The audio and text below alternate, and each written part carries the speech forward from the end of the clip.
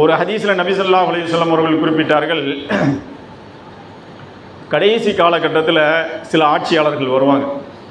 அந்த ஆட்சியாளர்கள் எப்படி இருப்பாங்க அப்படின்னு சொன்னால், அந்த ஆட்சியாளர்களை நீங்கள் வெறுப்பீர்கள், அவர்கள் உங்களை வெறுப்பார்கள். அவர்களை நீங்கள் சபிப்பீர்கள், அவர்கள் உங்களை சபிப்பார்கள். புகாரில் வரக்கூடிய ஹதீஸ்.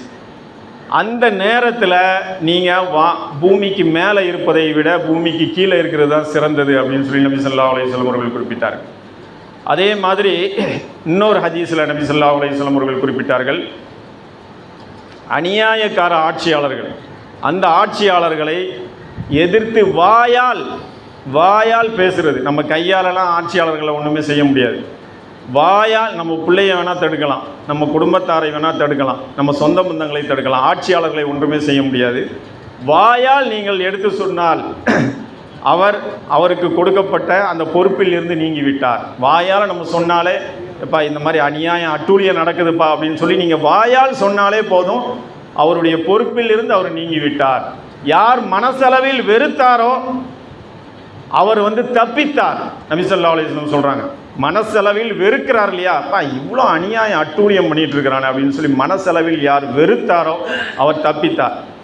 யார் அது கூட செய்யவில்லையோ அவர்களை சேர்ந்தவராகவே கருதப்படுவார் அப்படின்னு சொல்லி நபி ஸல்லல்லாஹு அலைஹி வஸல்லம் அவர்கள் அந்த ஹதீஸில் குறிப்பிட்டாங்க. இதுவும் புகாரியில் வரக்கூடிய ஹதீஸ் தான். அப்போ இன்னைக்கு உள்ள சூழ்நிலையில் பாருங்கள், அரபுகள் யாரோட ஒப்பந்தம் போட போகிறாங்க, யாரோட ஒப்பந்தம் செஞ்சிட்டு இருக்கிறாங்க. இன்னைக்கு ஏற்கனவே ஓஸ்லோ ஒப்பந்தம் ஃபெயிலியர் ஆகி அந்த ஒப்பந்தம் போட்டவரையே கொண்டுட்டானுங்க.